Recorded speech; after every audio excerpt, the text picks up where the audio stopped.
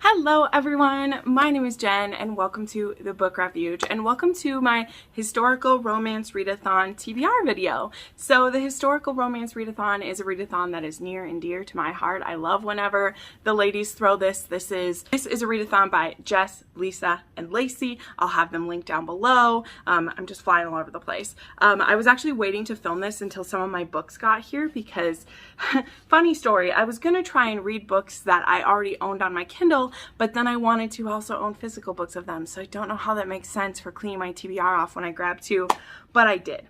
I believe that I have, I think that I have 7 books that will hit all 20 prompts and should give me a blackout board. And then I have plus 1 book and another book that are just like extra ones that I might try to read as well because I have the audiobooks for them and I want to read them. So let's kind of dive through this. If you want to know more specifics about it, you'll have to check out one of the hosts' videos, but this is just going to be my TBR. So I'll tell you the book and the prompts that it should cover, and then we'll go from there. So I'm very excited about some of these because, again, some of these are ones that I got them like for free on Kindle, and then I just like supporting the authors and their covers are so pretty, so I ended up buying them. So anyway, let's dive into these. So I am very in love with this author, like so many of us are, and I recently read my first book by this author, and this one that I grabbed I think hits quite a few prompts. I will mention them in a second, but I want to read Captured by Beverly Jenkins. I own 5 of her books. Recently just read Indigo for Rake Appreciation Society, and now I'm hooked, man. I want to read more of her books. So Captured, this is about Dominic Levesque, who is a privateer who has command over the high seas, and he's just captured a British frigate, and he's on a dangerous mission against the crown. Dominic should be thinking only of his safety, but the rebel captain is utterly entranced by Claire Sullivan, the stunning slave who's on board. Consumed by desire, desperate to have her, Dominic offers Claire her freedom in exchange for a night in his bed, a night he assures her will be very pleasurable indeed. Claire believes that Dominic is nothing more than a seductive rogue, used to getting what he wants, but she too feels a tantalizing passion between them, so she submits to one night of bliss. She'll soon realize that Dominic has captured more than her body. He's captured her heart, and she doesn't want to let him go. So, according to my research, I am planning to read this for, I'm doing it for Self-Made Man, since he is, like, self-made as this privateer. Not in Europe, because I mean, it's taking place on the seas. Purple on the cover. It's purple here and here, pinkish purple. I could also read this for clinch cover. Pretty much all the ones I'm going to hold up will be clinch cover. And then for single parent, because after looking this one up, I know that Claire has a son that will be a part of the plot somehow. So this one is going to cover quite a few prompts for me. Then the next one I have here is The Ruin of Evangeline Jones, and this is by Julia Bennett. This one I've had for quite a while because I've read the first one in this series. They're not like directly connected, but the first one was The Madness of something gray. I can't remember, but this one is Alex Stanton just inherited a dukedom, but his true passion is uncovering charlatans and frauds wherever he finds them. Spiritualist and medium Evangeline Evie Jones is the biggest fake of all, and he's determined to expose her lies for all of London to see. Her prim manner and ladylike airs don't fool him. He sees the hunger beneath and recognizes a worthy opponent. He can't deny the dark undercurrents of lust between them. Evie worked her way up from the gutter, and she's not about to abandon the life she's built for fear of the aristocratic dilettante. She knows his type. She sees the attraction simmering beneath his animosity, and she knows how to use it to keep him off balance. They strike a bargain. He has 1 week to prove she's a fake. If he fails, he has to abandon any further attempts, and if he succeeds, she'll not only retire, but make a public statement explaining her tricks. Neither expects to find anything in common, not to mention anything to love, in the other. Both are blindsided by the affinity and blossoming tenderness between them, but even if it were possible for a lowly charlatan to live happily ever after with a duke, more is going on than either suspects. Someone else has brought them together for a sinister purpose of their own. So I love this cover, and I'm planning to read this one for class difference. because he is a duke and she is a, you know, self-made one. And then for indie published, which this is going to be for a lot of mine, but that's what I have it marked on my board as. Because this one is Entangled and they are an independent publisher. And then I am going to be trying to read Infamous by Minerva Spencer. This is an e-arc, so I have to put up a picture of this one. I've read the first 2 books in this series. This is book 3, and I'm reading this one for a spinster. Now, it doesn't officially say she's a spinster, like, on it anywhere, but I'm pretty sure she is based on some clues. So this is about a girl who, she's a former mean girl, and we've seen her in the previous 2 books. So I'm kind of excited about that, because a lot of times we see a hero who's kind of like a bad guy and he gets his own book. And I feel like that doesn't happen with women as much, and I'm very intrigued about it. So I don't have this one in front of me to read the back for you, but I'm going to use this one for spinster and for part of a series, because this is going to be the 3rd one in a series. And again, I think she's a spinster. And if she happens to not be a spinster, I'm pretty sure one of the other ones that I'm going to have has a spinster in it too. So there we go. Next, let's see if I can find this one. Okay, so for Wallflower, I'm going to do Love Me If You Dare by Alyssa Clarke. And this one is called Wagers and Wallflowers. So I'm going to assume that she's a wallflower. Let's see. Am I reading this one for anything else? Nope, I think I'm just reading this one for Wallflower. This one's pretty, like, short, too, so I'm not too worried about it. And this one says, Sebastian Crawford, Duke of Hertford, only cares about duty, honor, and family. He has everything planned. His sister is engaged, and he, too, will select his duchess from a list of eligible debutantes. The last thing he expects is his sister to go missing a few weeks before her wedding. Lady Theodosia Winfern hardly knew what to do with herself when a devilishly attractive duke accuses her of persuading his sister to run away from her duties. When he declares Theo will not leave his side, even if it means sleeping in his chamber until his sister is found, Theo has little choice but to go along with his scandalous demands.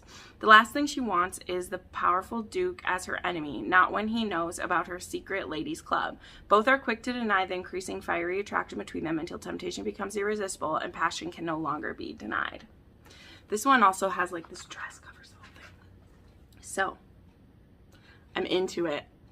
Let's do it.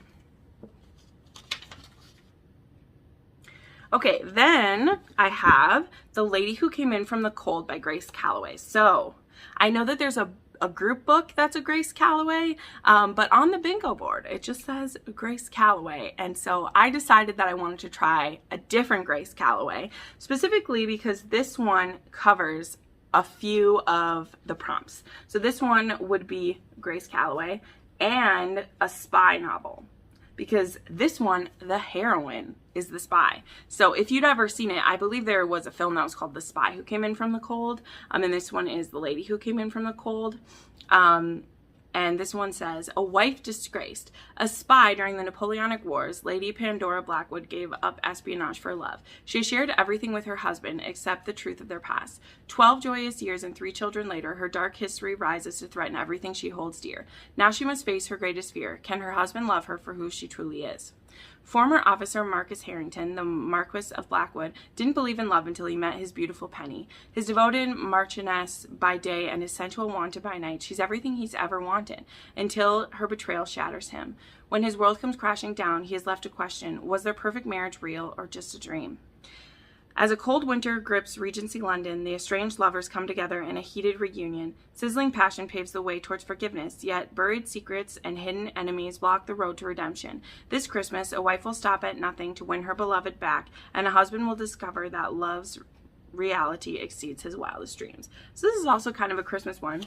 And I also grabbed this one because this one is available on AnyPlay. And I just thought it was cool that it was a female spy and that it's going to be kind of like a second chance romance because there was this secret she was keeping. I just thought that was fascinating. So that's going to be a plan for that one. Then I have Never Kiss a Duke by Megan Frampton. And this one is it has Duke in the title. This one's also on AnyPlay. So I felt good about. I'm pretty sure this one only hits this prompt, but it's on Anyplay, so I like having audiobooks to choose from. So this one says, Sebastian, Duke of Hasford, has a title, wealth, privilege, and plenty of rakish charm, until he discovers the only thing that truly belongs to him is his charm. An accident of birth has turned him into plain Mr. De Silva. Now Sebastian is flummoxed as to what to do with his life, until he stumbles into a gambling den owned by Miss Ivy, a fascinating young woman who hires him on the spot. Working with a boss has never seemed so enticing. 2 years ago, Ivy gambled everything that was precious to her and won. Now the owner of London's most intriguing gambling house, Ivy is competent, assured, and measured until she meets Mr. De Silva, who stirs feelings she didn't realize she had. Can she keep her composure around her newest employee? The vow to keep their partnership strictly business, but just one kiss makes them realize with each passing day and night, there's nothing as tempting as is the forbidden. So that's kind of interesting because it says never kiss a duke in the title, but it says he's maybe not a duke, but it's in the title and that's what matters. So there we go. That's what the prompt says. Then the last one that is officially part of it, that will hit all my prompts, is Marked by the Marquess by Alyson Chase. This one I'm very intrigued about. Like, I'm here for it. This one's actually book 4 in a series, but again, it was one that I got when it was free, and I was very intrigued by the back of it because I think it might be a dark historical romance. And this one is going to hit the prompts for one person on the cover, Scottish,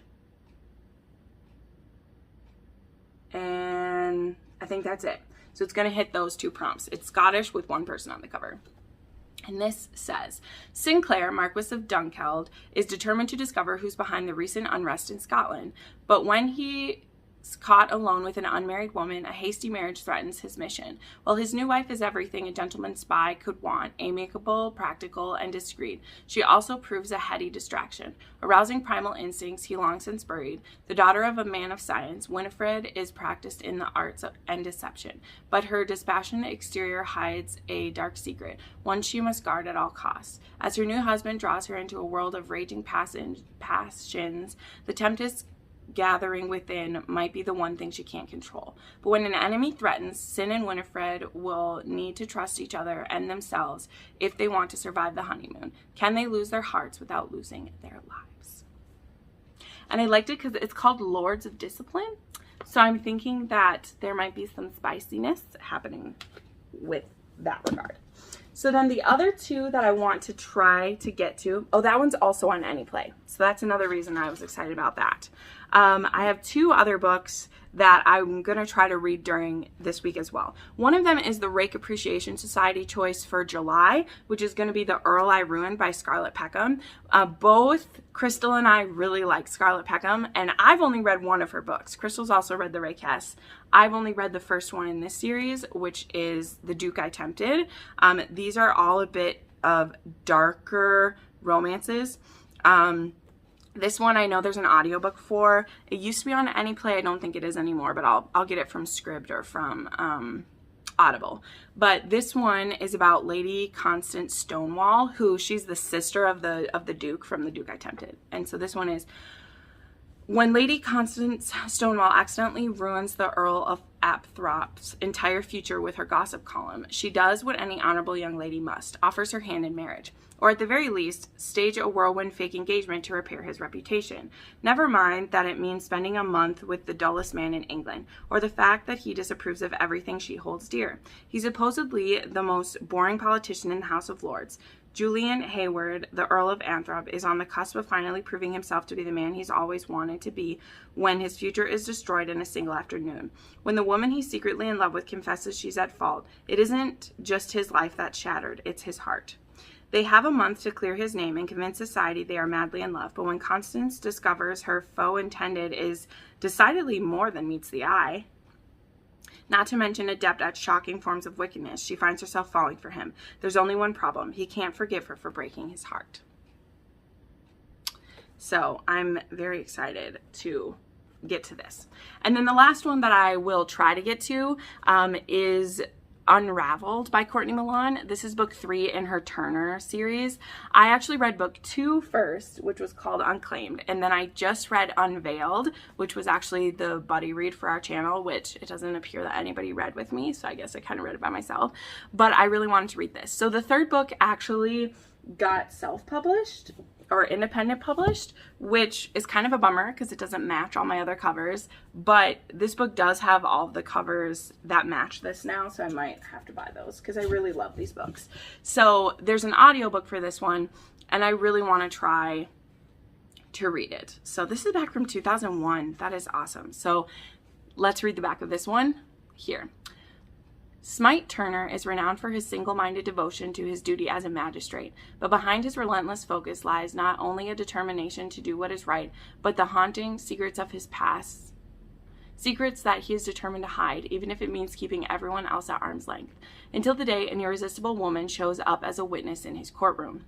Miranda Darling isn't in trouble, yet, but she's close enough that when Turner threatens her with imprisonment, if she puts one foot wrong, she knows she should run in the other direction. And yet, no matter how forbidding the man seems on the outside, she can't bring herself to leave.